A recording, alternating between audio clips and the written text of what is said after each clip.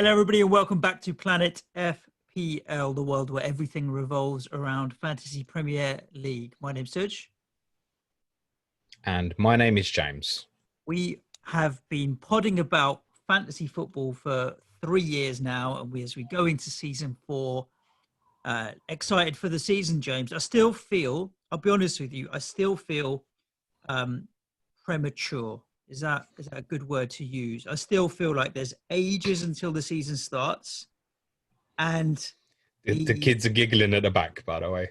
Yeah, I get it. The cycle of content that's going around now is all well and good, but it's not until really the last week to 10 days that I'm going to start absorbing content seriously. People are putting threads out, people are putting data out, people are putting stats out. I don't want to see it right now, really, because I feel like it could end up with decision paralysis.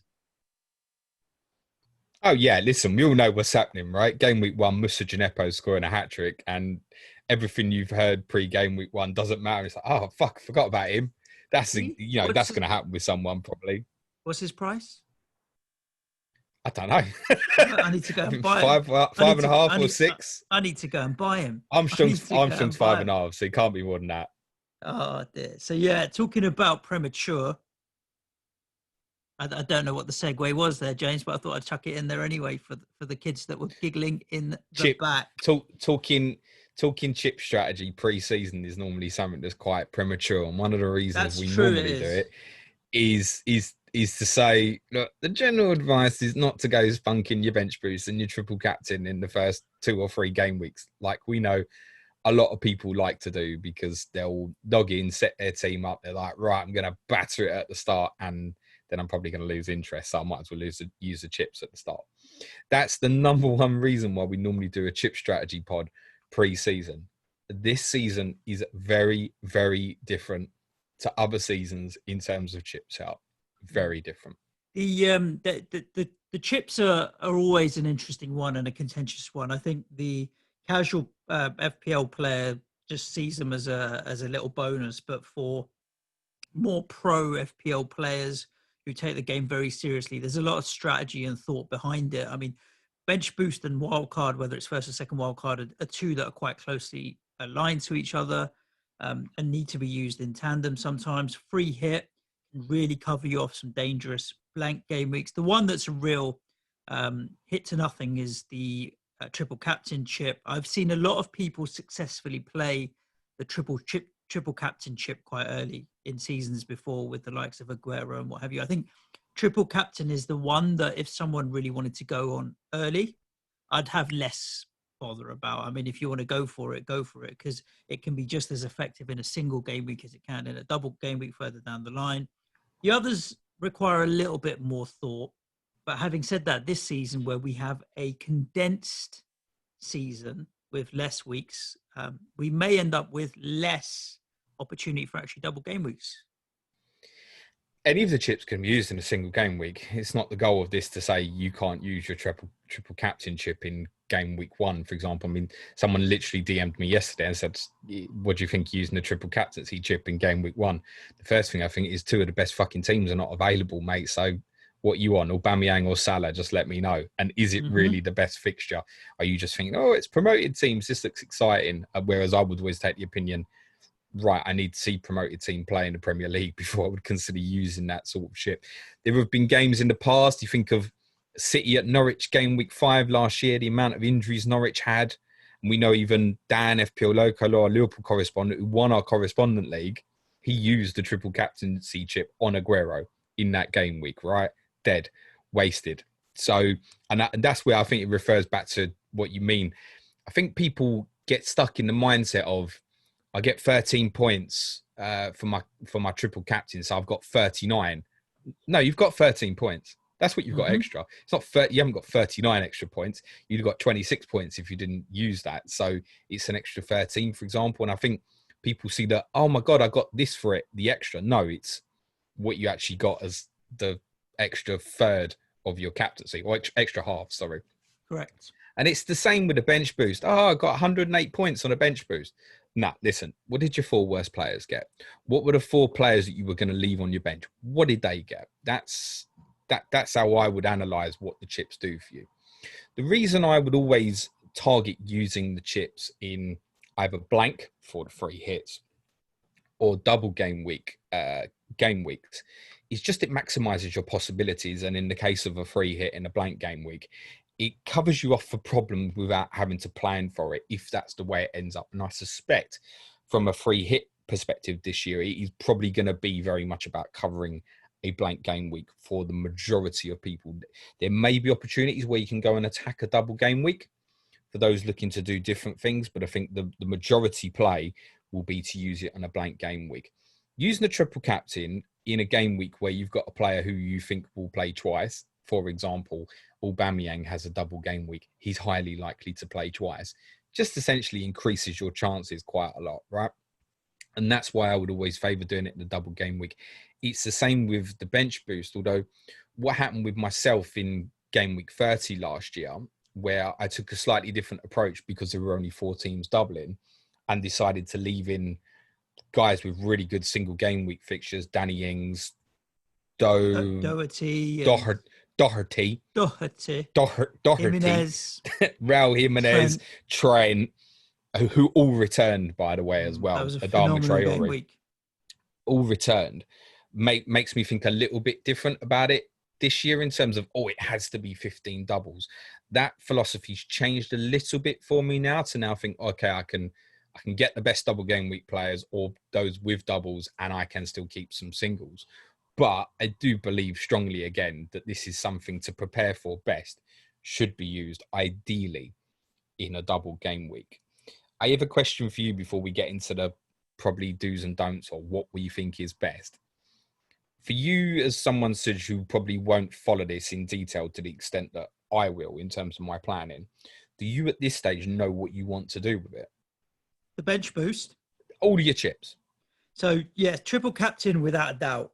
And I think a lot of this is reinforcement of what happened last season. Triple captain, we've got 2 players in Trent and Robbo who are equally capable of attacking returns as they are clean sheets for a team like Liverpool that I'd expect to keep 18 or 19 clean sheets.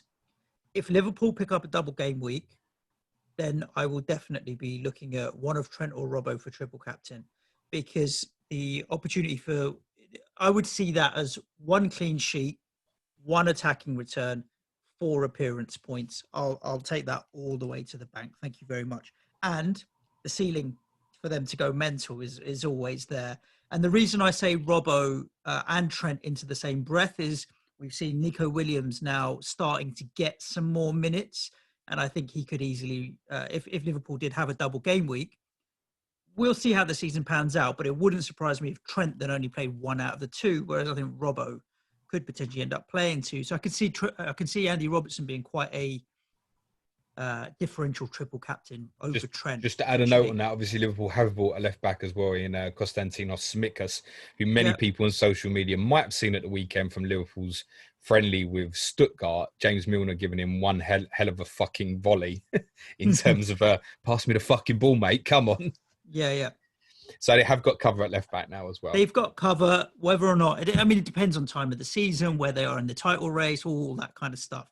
But for triple captain, I'm very, very fixed on trying to find an angle where I can get one of those 2 boys in on it. I just think that there's so much upside there to be had with the clean sheets and attacking returns. It's not often that you end up with a situation where you've got 2 defenders, even 1 defender, for a team that keeps a lot of clean sheets and gets a lot of attacking returns. Very rare.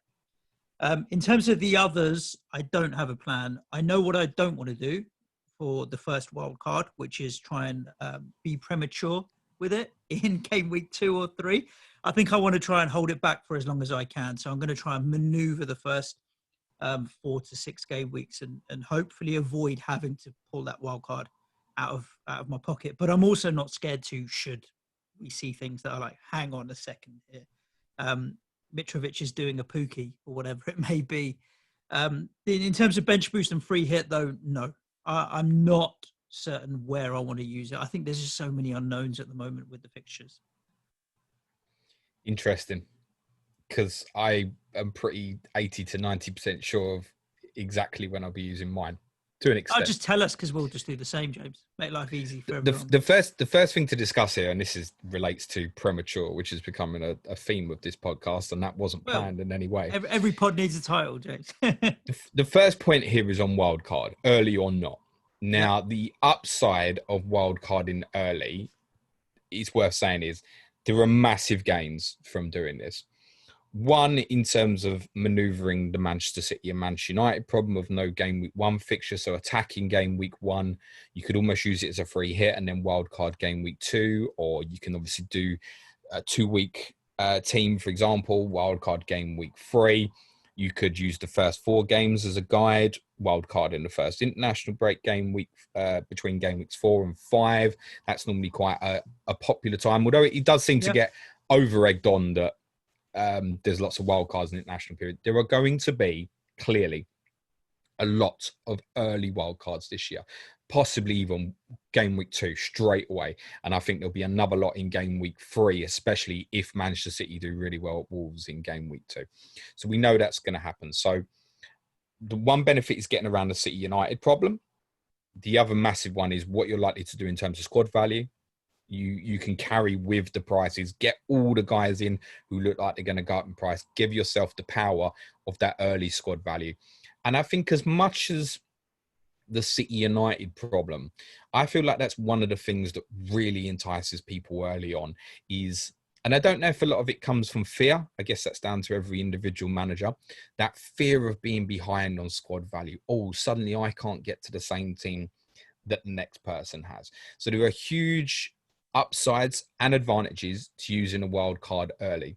Plus, I think a lot of people see the first problem and think, that's how I'll deal with the problem. There isn't a negotiable here to use the free hit to negotiate the problem here. That doesn't fix the problem. Going, I'll get City and United players in for a free hit in game week 3 because they've got decent fixtures. Doesn't fix the problem in game week 4. Hold those players when you're buying them. The free hit doesn't negotiate the problem. So the only way to work around the problem and fix the original issue of Manchester United and Manchester City is 2 ways of doing it. Well, actually, it's 3. 1, prepping for it in terms of planned transfers, maybe leaving players on the bench in the first instance. 2 is obviously to wildcard and get it sorted. 3 is obviously take aggressive hits to get these guys into the team. Those are your 3 original options. The one that really, for me, is not an option is the wildcard. And I know that's against a lot of people's thinking at the moment. And it's very, very simple from a philosophy perspective for myself. For me, as a manager who is not the best FPL manager in the world by no shot, like me and Suj always say, we never say we're experts. We'll give the info, you make your own decisions. I want to maximize the best possibility of the advantages I've got. And I also know the number one thing I know definitely this season is this issue with Manchester City and Manchester United at the start is far from the biggest problem that we're going to have to negotiate this season. The first wild card has to be used by game week 16. That's the date that has to be used. I think it's December the 28th. So the date has not changed from previous seasons. Now that's normally the halfway point, game week 19, isn't it? But this year it's earlier. So you have to use it by game week 16. Now, why this is important is we think now game week 18 is going to be split into 2 parts. We think game week 18 will only have 5 fixtures. This is to appease TV companies. Now, you might have seen in the news, and I would get on and vote for it in the People's Poll tomorrow if you want a good podcast tomorrow. By the way, that vote is live until 7 p.m. We'll talk about that at the end. Basically, to appease the TV companies, they've got some extra fixtures. And some of this is partly because of this game week, where I think they're splitting game week 18 over 2 game weeks, basically. And they're going to cover all 10 games on the telly. That's what I think is going to happen. A little bit like the week where Amazon had the all games and all that malarkey, all at 7:30 and 8:15, that kind of thing. Sure. Go on. Just game week 18 will be in and around about the middle of January at the moment, right? That's correct. So game week 18 is scheduled for January the 13th. It's the midweek after the FA Cup 3rd round. Mm-hmm. And in your opinion, based on what we had, is there still talk of a split game week for the mid-season break as well? because a lot of managers remember in February we had a disastrous mid-season split fixtures, which started so well, and then Arsenal, Man City getting postponed, and then descended into carnage because of everything that happened with, unfortunately, COVID. No. And that COVID is the reason my Sky team got destroyed, and otherwise I would have won 50 grand. But anyway, that's a side note. Are we going to have a split game week to allow a mid-season break on top of this game week 18, where all the fixtures will be split to allow televised? No, I think the original thinking when we saw this split of 18-19, it reminded us what happened in February last year, where it was meant to be 10 teams one weekend and 10 the other, although it worked out as 8 and 12. Yeah. But what they've done here is basically game week 18 is a midweek after the FA Cup third round. There are scheduled right now. If you go in and look, there are 10 scheduled fixtures. We believe that 5 of these fixtures are going to be moved to the following midweek to compensate for TV, give them more TV games to show over the course of the season, essentially make it 39th game week, if you will. Now, this doesn't stay as one game week, because in the weekend in between the two midweeks, game week 19 starts. So what you're likely to have in game week 18 is 10 teams who play only and 10 teams who blank. Now, all those that obviously blank, then are going to have a double game week the following game week. Now, from a planning perspective, that's a disaster without chips. A disaster. Right. So the best way round it, in my opinion, is to wildcard at the last possible opportunity for the first wildcard, which is game week 16. Use game week 18 as the free hit to cover off for all the blank players I'm likely to have, and game week 19 then to mass up on the doublers. Now, for those 19. Yes, that's what I meant if I said something different. Thank you. So there is a little gap from 16 to 19. Correct. There is a little gap, but it's also not quite at the end of the season where you see a little bit more chaos. So it's not like it's not the distance where we've compared before to say people have said, shall I wildcard in 31 to prep for a bench boost in 37? It's not a gap like that. It's more than I'd want it to be. But ordinarily in this scenario, you would give yourself at least a week's grace. This is admittedly 3 game weeks, and there is the awkwardness of FA Cup third round and League Cup semi-finals between game week 16 and game week 19. Yeah, you do have 2 transfers. You'll get given 2 transfers in that time as well. And if you wanted to add in 17, 18, 19, you lose your 18 transfer. Yes, you'd have 2. You're correct, yeah. And then chuck in a hit or 2, and you've given yourself a good opportunity I say fix 1 up your squad should you have a problem. I say 1 because you'll lose 18, so you have to use 1 in 17. So you can't carry into 2 for 19, right? No. So in theory, when you get there, it's only 1. It's 1 and 1 as opposed to the ability to roll 2. But if you're going to bench boost and stuff anyway, and you've suddenly got an injury, I go -4, no problem. Exactly. It will almost certainly be worthwhile, I would suggest. Yeah. Now, for those who want to wild card early, there is a way around this to still get you involved in this. And that's because obviously you could use the second wild card in game week 17. Of course you could.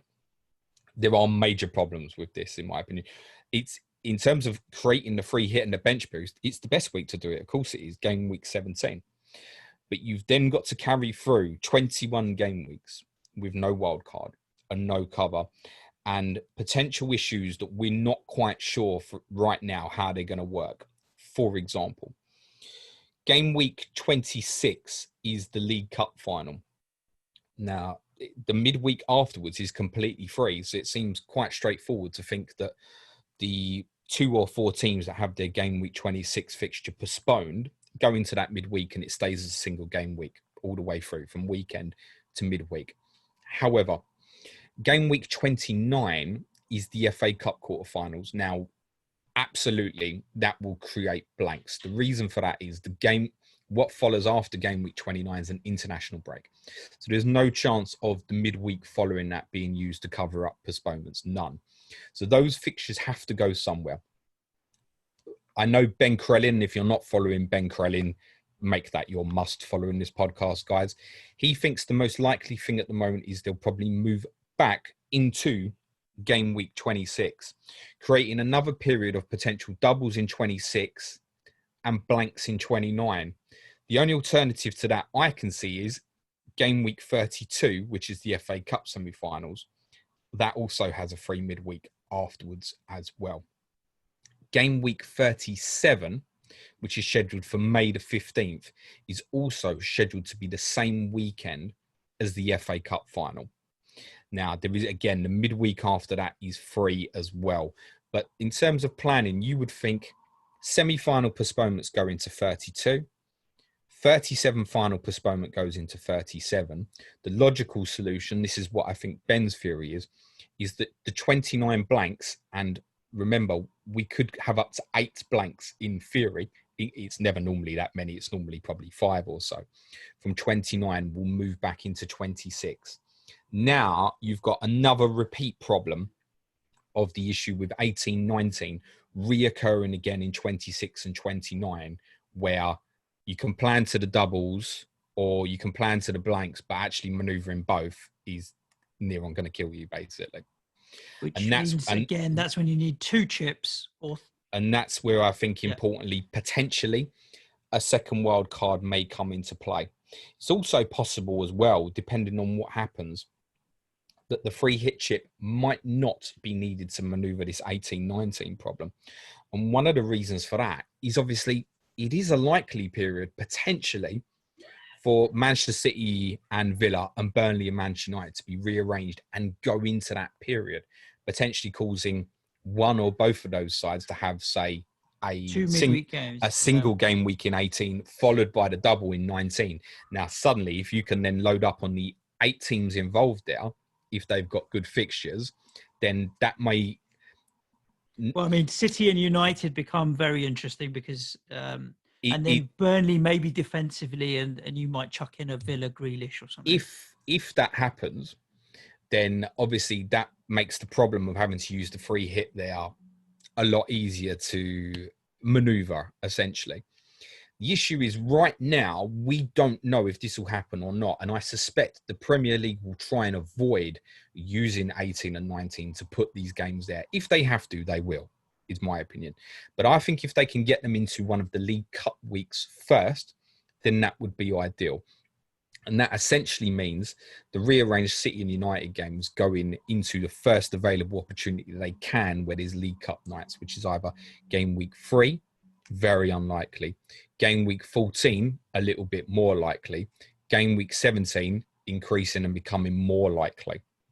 That's how I think they'll want to move, because I really believe what they're trying to do with 18-19 is maximize the amount of games they can show for television to appease Sky, BT, Amazon, who are getting these extra games. I think that's part of the deal here.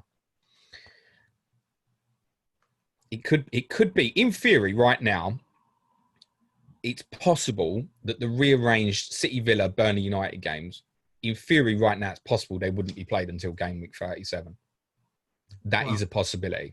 But right now, we can basically map out and say, could go there, could go there. Now, obviously, if it goes on far enough, the complete fallback option is you've got the Champions League last 16, haven't you? Which is split over the 2 midweeks. Mm-hmm. So that's free for one of them and probably not for the other, and vice versa.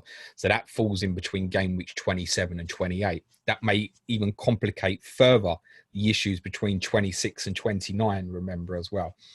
The point being is, in my opinion, the holding the chips back, and particularly that second wild card, is going to be beneficial for something that we can't accurately 100% say right now what's going to happen. Using the second wildcard in game week 17 will fix the issues of a blank 18 and double 19, allow you to maneuver it correctly. It is still going to give you further headaches.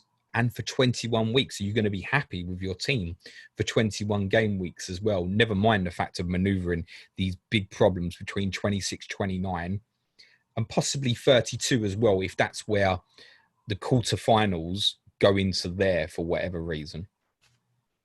That's an interesting take on it all. I mean, obviously, there's for the casual managers, even the dedicated managers, there's a few things that come to mind, and I think the casual managers have already switched off, mate. Well, they never switched on. Let's be honest. I'm listening to you speak like a listener of the podcast would, to try and understand and piece this together a little bit, because I've not looked at the fixture schedule in as much detail. So let me ask you the questions that come to my mind. Yep. And then I'm hoping these are the similar questions that come to the minds of the listeners, and we can try and piece this together. So firstly, you said we think that this might happen. Please reveal your sources. Who's the we? In relation to the fixtures and what may happen with 18-19 and the split for the TV, etc., etc. So, when I say we, it's not sources. It's people have posted these ideas on places like Reddit, obviously Twitter. It's following Ben Krellin's tweets. Obviously, that's essential. It's following replies to Ben's comments as well, where people are coming up with different ideas and different suggestions. So the we is not me and the insider in the Premier League. It's listening to a lot of people, and it's the general consensus. So it's not one person coming up with a leak. It's actually generally people doing some analysis on what's going on and so on and so on. I mean, most of this quite clearly is taken from Ben's incredible work.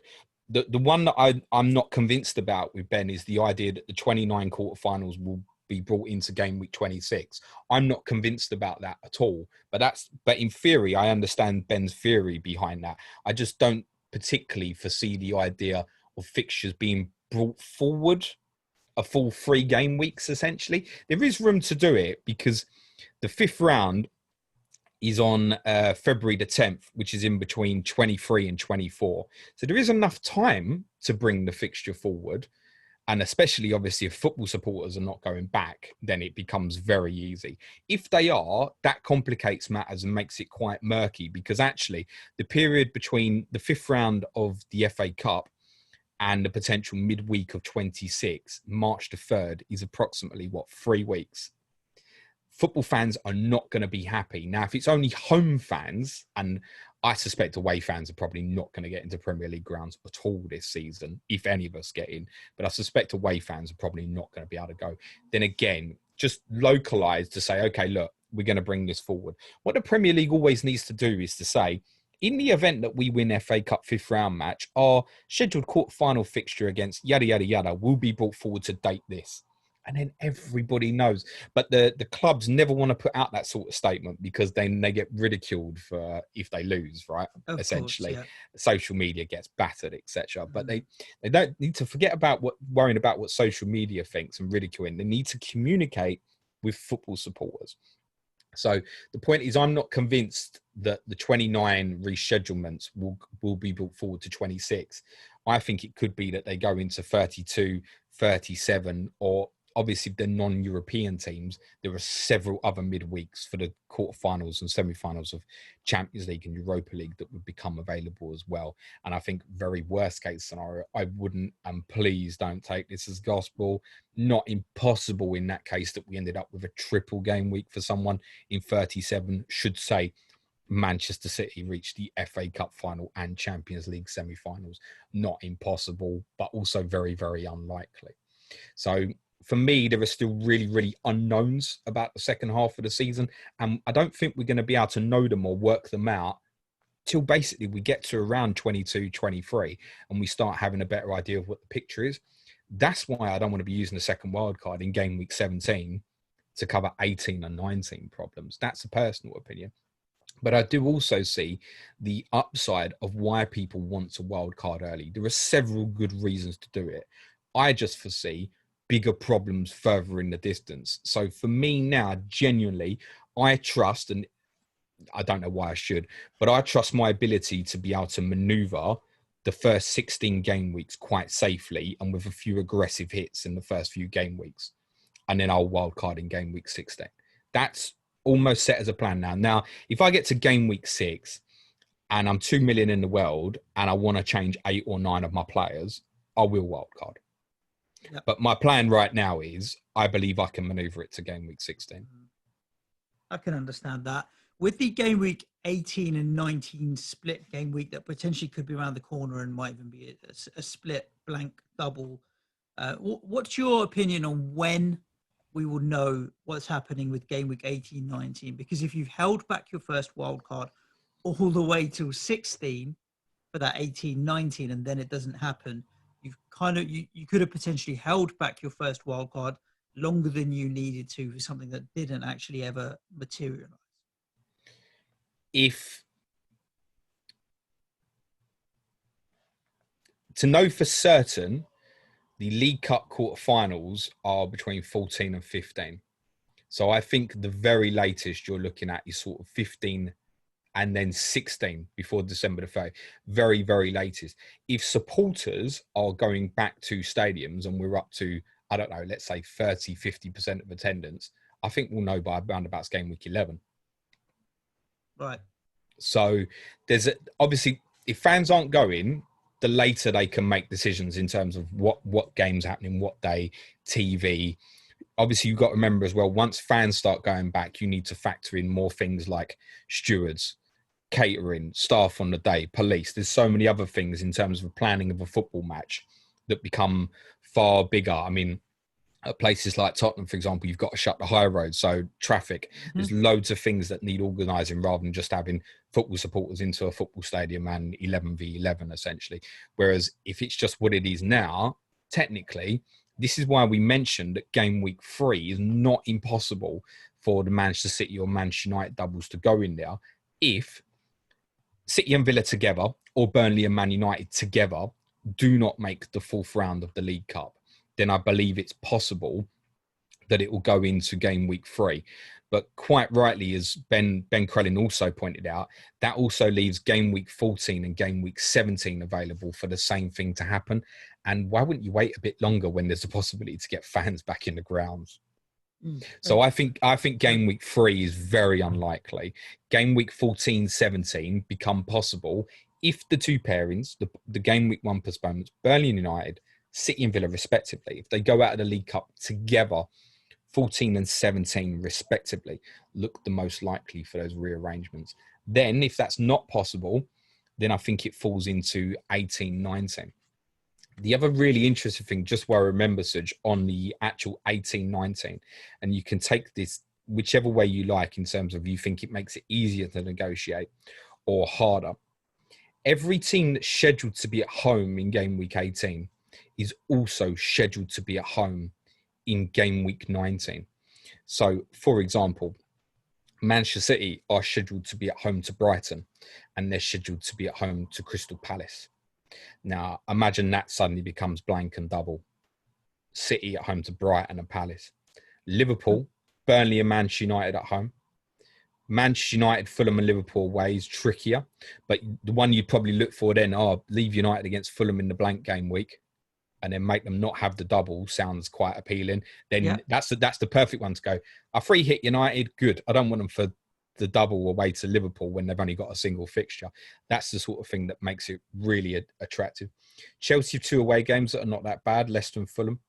Tottenham would be Aston Villa away and Sheffield United away. Interestingly, with Tottenham, they play Fulham and Leeds at home as well. Now, if you think back to planning to wildcard in game week 16, that could be quite an attractive little run. Arsenal, really interestingly, Palace and Newcastle at home. I mean, it just smells like Aubameyang captain already, doesn't it? Double game week 19 with those two fixtures. Yeah, without a doubt. Some enablers here. Wolves would have Everton and West Brom at home. Leicester, Chelsea and Southampton at home. West Ham, those 2 weeks. West Brom and Burnley at home. And Leeds would have Southampton and Brighton at home. So there are some amazing double game weeks to be had there. Or the flip of it, some really nice cover for the potential blank as well. Now, it depends on your opinion, whether you think that makes it easier to manoeuvre or less. I suspect it's very dependent on quite how they fall. The Manchester United example is really good, where you think, I'd love that to be part of the blank fixtures. Treble up on United away to Fulham, great. I don't then want them when they play away to Liverpool. That's perfect scenario there. What we do know is historically where teams have had more than one fixture to catch up on, it's not always the fixture we thought that goes into the double game week that we thought. They could move them around a little bit here and there. So for me, what you've explained in the last 20 minutes is not this is what will probably happen, but something is going to happen. And there's enough question marks around how and when these get allocated, these additional fixtures, that it makes it justifiable to hold back your chips as long as possible if you believe that these blanks and doubles are going to be in and around 17, 18, 19, or 26, 29, or even 32, 37, wherever they may fall. There's enough evidence and enough data to suggest that there will be an opportunity to use them later, because there are 5 midweeks where nobody's playing, right? More than 10 teams have of blank. So there's going to be ample opportunity in the second half of the season to catch fixtures up. But this seems very logical, James. It's worth saying the worst blank of all could, of course, be game week 29 with the FA Cup quarterfinals. Now, with that, you could get no blanks if every Premier League team, for whatever reason, went out the FA Cup. Or if you get 8 that go through, you could end up with only 2 fixtures. Now, if it's only 2 fixtures, you almost think, fuck it, I just need a captain, crack on, for example. But that's the one. And again, you can't plan for that until gone game week 23 to know what that's going to look like. Although it's worth saying that's a sizable period, I think, to prepare for it, 23 to 29. The complication will be if, like what Ben Crellin suggests, that the blanks from it go into 26, then complicates. It just becomes murky. That's why I think for those I've seen quite a few already suggest, and I completely understand it, that wildcarding early and then using the second one in game week 17, where that possibility is now opened up unusually this season to cover that period. I think that's, once you get to game week 20, I think you're going to look at the rest and think, fucking hell, is this what I've got for another 19 game weeks? And I've potentially got to maneuver further problems down the line.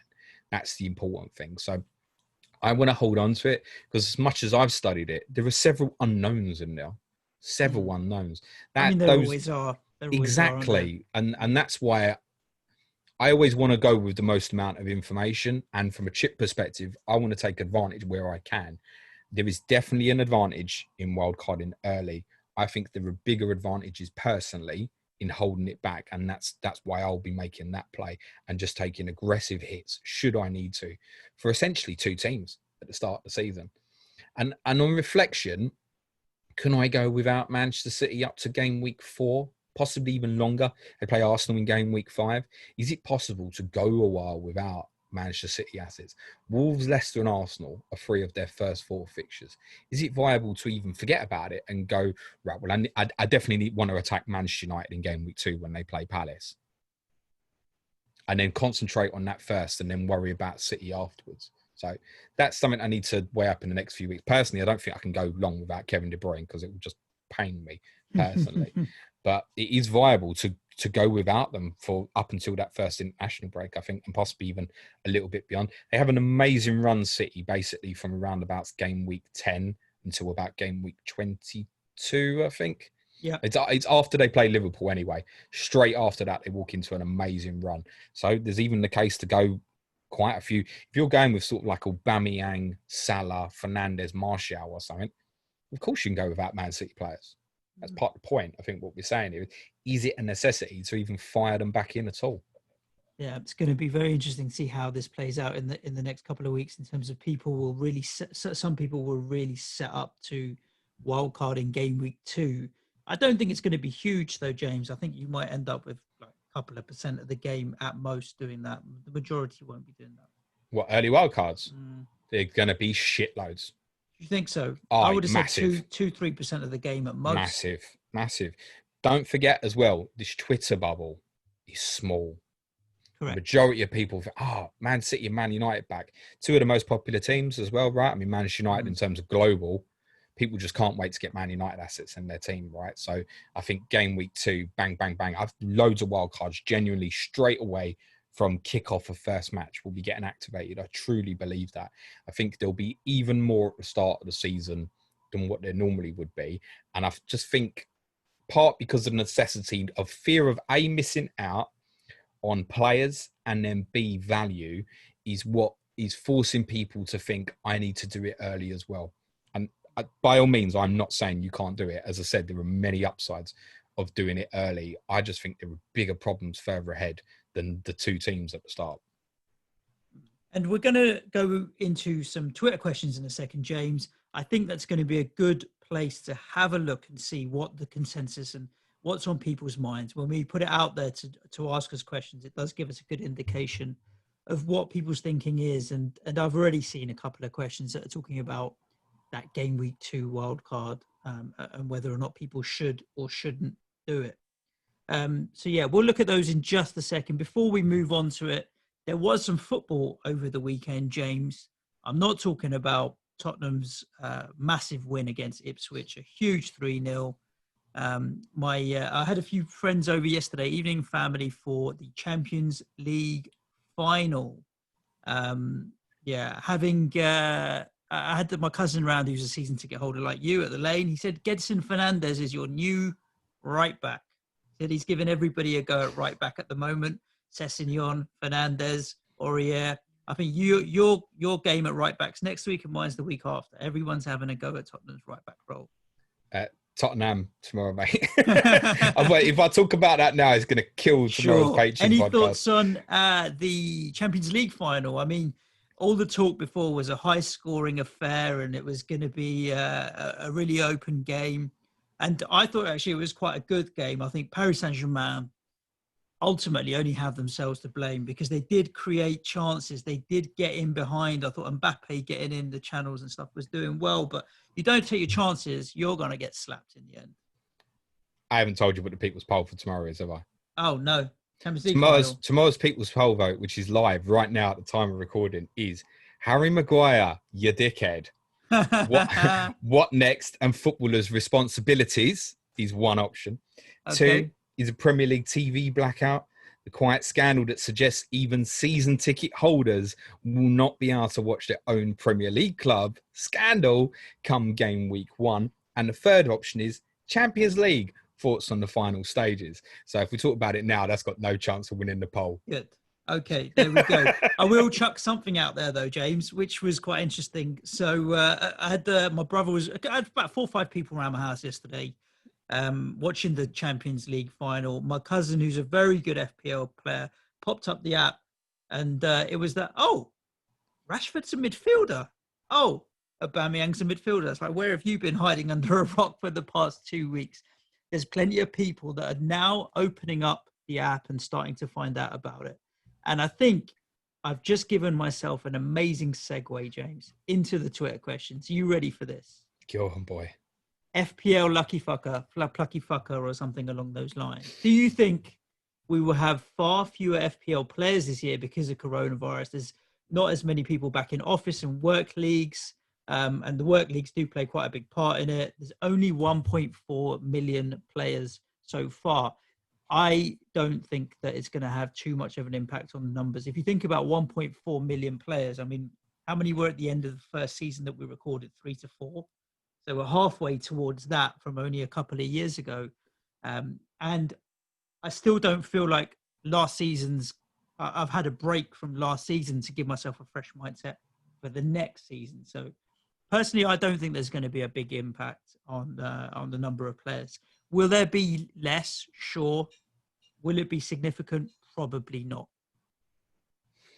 They'll do very well to hit the numbers that they hit last year of 7 million or so. So, yes, I think it will be less. But in terms of the engagement of people that actually start FPL with serious goals of top 10K, top 100K, top million or whatever, then I think all those will play. And by the time we get to game week 1, the excitement will pitch out. I think this year, even like I said, with United not playing to game week 2, you'll see a lot of latecomers. We even know, we spoke about this on one of the pods last week, that there is a strategy theory from a very small minority of even not setting up a team until game week 2. Now, that would be a very small percentile of people. We're talking 0.01% at the most that may be considering that move. But I think we'll continue to see people signing up. You're going to have plenty of latecomers on that this year. They will do extraordinarily well to get to 7 million players again. That said, we know it's not fucking 7 million players anyway. It's probably about 1.5 to 2 million, right? Because what you get is you get the second team, the third team, the dogs team. Yeah. You've got fucking him trying to win manager of the week team and all of that. You've got blatantness. Team of the week, Sujan Shah, team 8. And then they'll publicise it as well. Yeah. FPL_Piri says, with Sujan Shah looking to be more of a maverick this year, will he be going bold with his chip strategies as well as his transfers? I don't actually think I will be going more maverick this year. I think it's one of those, I would like to be more maverick this year, but my natural DNA doesn't allow it. So I think I'm going to end up not being more maverick this year. But in terms of chip strategies and what I'm going to do with my chip strategies, you just heard it here. I think James has got it really down to a T in terms of the game weeks. The one that I'll be looking for pre-Christmas, if the opportunity arises, would probably be the triple captain. But apart from that, I'm going to keep my powder dry for a little while, James. It's worth saying, just on triple captain, because we didn't really talk about it at all, those rearranged City, Villa and Burnley Manchester United fixtures are likely to be the only ones, if at all, that become available to provide a double game week between now and first wildcard becoming unavailable. So if you're looking for a Liverpool Trent opportunity, for example, it's only likely to come your way, in my opinion, in game week 26, game week 32. Those are probably the only likely. Game week 37, there's a small chance as well. Those are the likely times, in my opinion.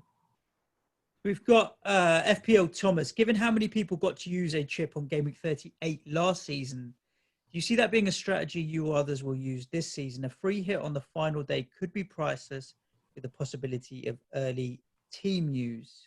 Let me tell you right now, you get to game week 38 this year without using a free hit, you're a fucking extraordinarily good planner. Yeah. You're going to walk in some problems, let me tell you. So, yeah, listen, last year worked out very differently because all of us who still had the chip had been planning to maneuver it in towards either a blank game week or a double game week that then never happened, right? And that's why we all had it. And then the unlimited transfers meant that there was no point using it in the first week back. So it was a case of what's best. And then analysing it, the correct decision for many was, well, just fucking leave that to the end when I potentially got 11 teams worth of team use, for example.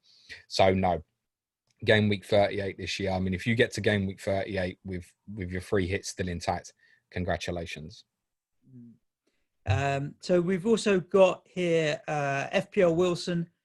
What's the chip strategy for people early wildcarding and late wildcarding? The late wildcard seems good for setting up for the blank in 18.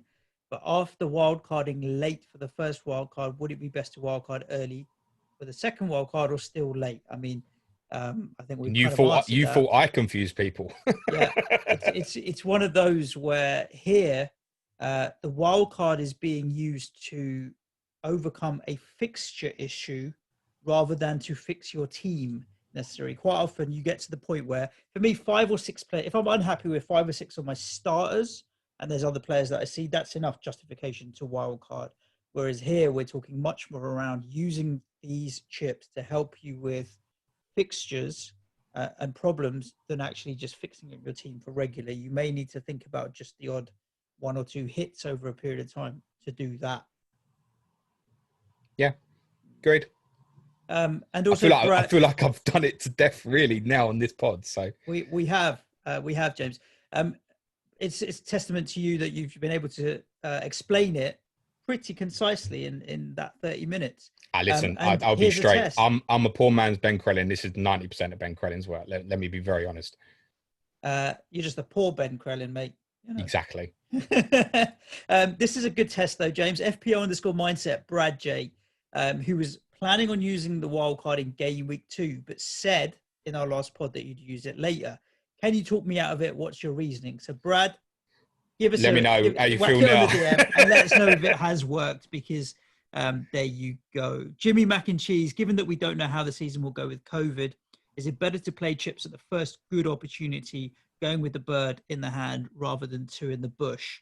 I can see the mindset and logic behind that, Jimmy, but what last season did show me with the way the season ended was that there is a huge appetite in the Premier League, in the TV channels, and with the football clubs to get the season finished, which is why they went to the lengths they did to get it finished. So should something happen with COVID, sure, you could say that fixtures might get spread out or what have you. But for me, they will still finish the season. I think it might take a little bit longer, but they will finish the season. And as time goes on, we maybe get closer to a vaccine or what have you for coronavirus. So I'm not going to go down that route of the world might end with coronavirus. Let's play my FPL chips before it does. Your thoughts, James? Yeah, I completely agree with that. I mean, for me, it's more about what happens. So, I mean, if you take, for example, City have got a rearranged fixture against Villa to get in. Now, suddenly, if that drops into game week 3, Leicester at home and Villa at home, am I tempted to use the triple captaincy chip? The answer might be yes, actually, maybe, when I get there, possibly. It would only be De Bruyne for those 2 particular fixtures, I think. 14 would be Southampton away, Villa at home. I'd be less keen. 17 would be Chelsea away, Villa away. So actually, in that case, and I haven't looked at the United ones, but just using City as a case there, of the 3 possibilities, and it's worth saying that game week 3 is extremely unlikely. Should it happen, I might pull the trigger. And the reason I say that is as well, people go, oh, you said about Aubameyang and those 2 games. Yeah, but I'm using the fucking bench boost there, right? So is a better opportunity than that going to appear for Aubameyang, for example? I don't think so, probably, than what would be available there. So, yeah, if a good triple captaincy option rocked up really early, yeah, I wouldn't necessarily have an issue in pulling it. Just think that United would be 14, Leeds at home, Burnley away. That wouldn't appeal at all. 17 would be Villa at home, Burnley away. That might appeal. We've got a few more questions here, James. Morpheus Fire, how you doing? We're now into season 4. Please, can you confirm that the script writers aren't going for a major plot twist to kill off a main character? I know it wouldn't be you or Suj, but I'm worried about Manchild. Big love to you all. Basically, the cast and characters of this show are under lock and key in much the same way as the cast of Game of Thrones were. We can't say anything. We can't even say that we might not talk about football, or we might talk about football. There might even be new characters. We might kill off characters. Who knows? Okay, I'll keep my front door locked then. Thanks. Yeah, nothing is happening. We can't reveal anything other than actually there'll be some good stuff this season. And I promise you that James, myself, and Manchild won't die. For the benefit of those watching on YouTube, is one of the characters that you might get rid of. Is that the man sitting inside the picture frame over to your left-hand side, which happens to be, for the benefit of those on the audio, a framed picture of Leroy fucking Sané. I'm not joking. Last night, the number of times it came out of my mouth, I was like, I don't know, do you think Leroy could get in ahead of Coman? Probably could, with that up front. Chucking Leroy Sané in to mix these guys, and he got at least 20 mentions in the Suj and Shah commentary that was going on yesterday. Did Leroy Sané? I still love him. Right, Nikki Kassam, this is good. This is where we're getting to real interesting stuff. How are we doing, Nikki? Hope you're keeping well. Chip strategy: sauce on the side and dip them in, or smother the fuckers. Sauce would be on the side, sauce on the side as unless sauce on the side, because I'm actually I'm just kind of a salt and vinegar guy, really. If the chips are a bit shit, I want a bit of mayo. But occasionally, if I'm a bit drunk, it's smothering a ketchup. Is it? Yeah. Last time I did that was definitely pre-COVID. I can't remember when. Do you know what? Only if I'm pissed, smother. Yeah. When my brother came round to watch the game, he offered him plenty of food. He decided he wanted to bring his own food. He brought round to my house chips in pitta. And chips in pitta is an opportunity where it's fine to smother the chips. I think with chili sauce and mayonnaise is what he went in with. You can't really dip if you've got a chips in pitta. But otherwise, I am a sauce on the side guy. I'm not really into smothering them. And this is also very important, James, from Joe, Finley, Bader, Amber, Batman. What is your chip strategy? Salt and vinegar, stick to one condiment, or mix and match, thin or chunky? Thoughts, James? I'm a salt and vinegar kind of guy. I prefer bigger chips, your fish and chip shop chips. Chunky. But then, again, if I'm drunk, I just want them shit ones in a cardboard box. I'm a big fan of any chips that are crispy. So whether they're the fat ones or not, the thin skinny fries, I'm into crispy hot chips. Salt on hot chips is always good. Now there was chaos yesterday. So my wife is we say she's a northerner, but she's not, mate. She's from like Tamworth, just outside Birmingham. But that's north enough for us Londoners, right? It is. Anytime there's a chip conversation, she has to get the curry sauce mentioned out, doesn't she? All the time, curry sauce with chips. And then I had my cousin on one side talking about gravy, someone on the other side talking about mayonnaise, and then ketchup as well. I'll be honest with you, I'm good with all.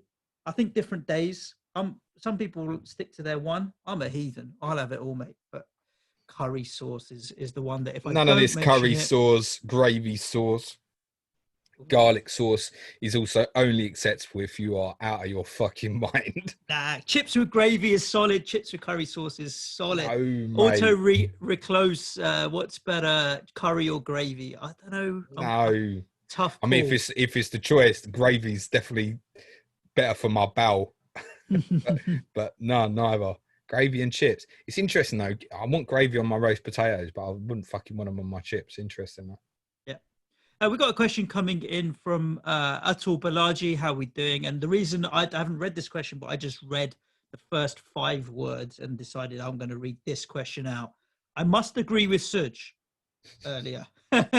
Since many players are priced at similar price points, I'm expecting teams to be different this year. That being said, which players are you not considering at all that you are most afraid of? And are you guys doing a differential league this year? Part B, yes. We are. Is it Patreon only, the differential league, James? The Patreon league, yeah, my dog set it up over the weekend, okay. and the dog put the code, or the dog told me the code, and I put the code in on the Slack channel for our patrons. Yeah. Which player am I scared of? That you haven't considered at all yet so far? Haven't considered at all? No one. I'll tell you one who's on my list at the moment is Raul Jimenez. The reason being, for his price point, I only really have one striker spot available, and I've given it to Danny Ings, and I'm not looking back from Danny Ings at the moment. And so Jimenez is one that's been there where I'm like, I'd have to go with 2 mid-price strikers and sacrifice my premium striker, which is going to be Harry Kane. I can't find a way to put a front line together that's Kane and Ings and Raul Jimenez. You really think you start with Harry Kane? And yeah, I really do. Anyone would think you didn't really do podcasts with me. Yeah, I know, but look, Harry Kane is a good FPL asset. I know there is a question, and forgive me, I don't know if you have a quick look and see who it's from. Someone asked who will be top goal scorer this season. So I'll answer it. Harry Kane. Yeah, I think the last couple of seasons, because of his patchiness in terms of he's had a few injuries and what have you, people have been turned away. But if you look at it, regardless of his patchiness, his consistency when he has played has been very, very good. And he was good since after lockdown. I think Harry Kane at 10.5 million, there's as much of a case to be made that he is overshadowed in the same way that Aguero being at 10.5 million, they've been put into this bracket of having a price drop. They probably had a price drop because they're not going to get many minutes and they're a bit shit now. Not in the slightest. I think Harry Kane is there for me for that. In my opinion, there are 2 things that could stop Harry Kane winning the Golden Boot this year. Aguero. Actually 3. One is Mourinho. Yeah. 2 is what's stopped him the last couple of years, which is injury. Or 3, if Aguero is fit for 38 games, then that becomes a problem. If the only reason I wouldn't say Aguero on that is because I just know he won't play 38 games. He will miss a month or 6 weeks somewhere. He always does. It's a certainty. So that's the only reason why I wouldn't say Aguero. If Harry Kane plays 38 games, he'll get about 28, 29 goals, and I don't see anybody else getting near that. Yep. That's why Harry Kane will probably start. And look, we talked about it on last Friday's episode. For anybody that hasn't had a listen to that, we ran down all the fixtures. So enough said. I think Harry Kane will be in my starting lineup come game week 1. I'm not going to lie, it's getting a bit hard to squeeze everybody in, with Aubameyang being a great captaincy option for game week 1 and game week 2 as well. It could be a season where going bold avoiding City and United for a little bit longer than the average player that wants to get them back in very quickly, and having faith with these other players who are talisman, let's be honest, Harry Kane is, Aubameyang is, might end up being a real good opportunity to make Do some you gains. remember game week 3 last year after United had beat Chelsea game week 1, drawn at Wolves game week 2, before we did our second live show? Everybody was steaming into Manchester United that week in the build up to game week 3, be it Martial or Rashford, absolutely steaming into them. And do you remember what happened, Suj? Yeah, they got beat. They got beat at home by Crystal Palace, who they also play at home in game week 2 this year. I'm going to leave the last. Nobody's expecting a repeat, but I'm just saying. Yeah, sure. I mean, it is a different Man United these days, but the early parts of the season are tricky, and players won't have had the most amount of rest. You can read it both ways, that they'll be coming in a little bit fresher, and they've been playing for often, or they haven't had a break and are going to be knackered. So let's see. I'm giving the last question of the show today to FPL Bulldog. James, if you had to go without any players from one of Chelsea, City, United, and Liverpool in the early weeks, which would you choose and why? Not Liverpool, definitely not. Yeah, Liverpool, Trent and Robbo really just stick their hand up. Not United, in my opinion, because I genuinely do think you want to attack them for game week 2. And it's just a case of, do you want to go without, can you go without City up until game week 4 or game week 6 or longer? Or I think my instinct at the moment is that I will come game week 3 or 4 still want to target them before I target Chelsea. Having watched Chelsea against Brighton and Liverpool, which I obviously will do, I'm certain those 2 games will both be on the telly and I will watch them, then I might feel differently about that. But if you ask me right now which one, then I think the most likely answer for myself would be Chelsea. Although Werner, Ziyech could absolutely fire at their prices. I am well aware of that. I was going to say exactly the same thing, James. My mindset's completely the same as yours. Liverpool with the 2 guys at the back, and United, based on their price points, are a must for me. The difference between City and Chelsea here is the City are the known knowns, and they're expensive known knowns at 11.5 million for De Bruyne, 11.5 million for Sterling, 6 million for the defenders. Whereas Chelsea are unknown, and should they fire from day one? I've seen Timo Werner. Somebody did some stats on his Bundesliga record and how it might translate to FPL. 3.7 points per game. So it's higher than Salah's would have been when he entered the league. Sorry, Nothing to read into can that you clarify that 3.7 points per game? I will try and find the tweet. Somebody was basically... If that's FPL, 3.7 points per game, that's shit. 3.7 in terms of attacking return points, not factoring in appearance points, I think is what... okay, I understand. I'm pretty sure. So I'd have potentially to then an average of... Okay, so I mean, if it's an average of 5.7 per game, that's very different. Yeah. And that probably sounds more like right. Yeah, the point was that Salah came in with 3.6, so potentially he's got more returns in him than Salah did. So many other variables, so I'm not reading too much into it other than Chelsea players at that point, 8, 8.5, 9, 9.5, I'd want to be able to get to quickly, whereas City's, De Bruyne's and Sterling's are going to require sacrifices elsewhere, potentially. If you were to base theory off of just points per game of what's happened, then everybody would pick Bruno Fernandes, right? And everybody in the XG crowd at the moment wants to avoid Bruno Fernandes. And I keep saying this is a really interesting debate about Bruno Fernandes, and I think it's going to intensify the closer we get as well, particularly when it comes to between game weeks 1 and 2, where a lot of people then probably got a decision to make between Fernandes and Rashford / Martial. Indeed, there we go, James.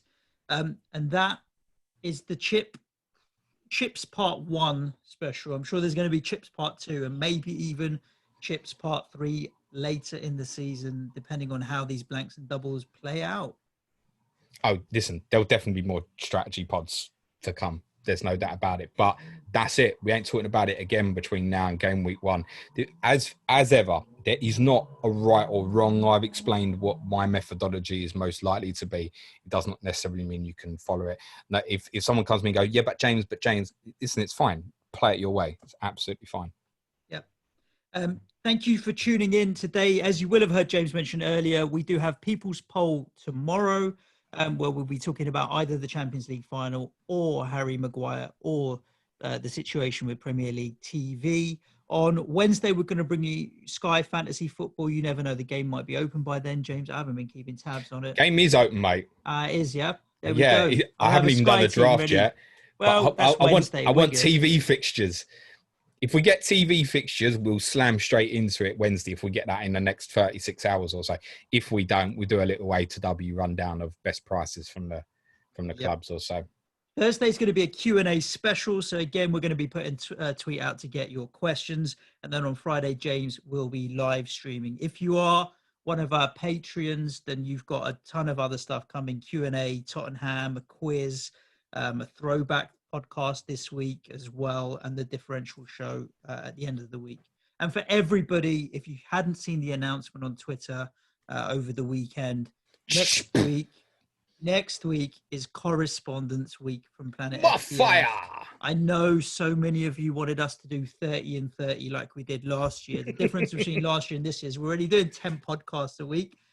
So if you really think about it, over the 2 weeks, James, we'll have released 40 bits of content rather than the 30, 40 and 15 rather than 30 and 30. So we will have a podcast with every single correspondent for all 20 Premier League teams being released next week from Monday through till Friday, 4 podcasts a day. You'll get your fix and a bit of insight into every single team. So that's coming for everybody. It's not a Patreon wall, behind the Patreon wall or any of that stuff. If you do want more podcasts from us, then do head over to patreon.com/Planet FPL, where we'll be happy to help you. Oh, yeah, there's still Patreon content next week as well. I think the number you were looking for to describe the next 2 weeks, including this one, Suj, is 45 in 12. No, 35 in 12, sorry. 35 in 12. Mental. So, yeah, stick your 30 and 30 up your ass. That's so last year. Amazing, guys. Thank you for tuning in. As always, stay safe, be kind to each other, and we'll see you on the next one. Ciao for now. Thanks, everyone. Be nice to each other. Cue music, please, man child. Happy birthday for yesterday, you filthy animal.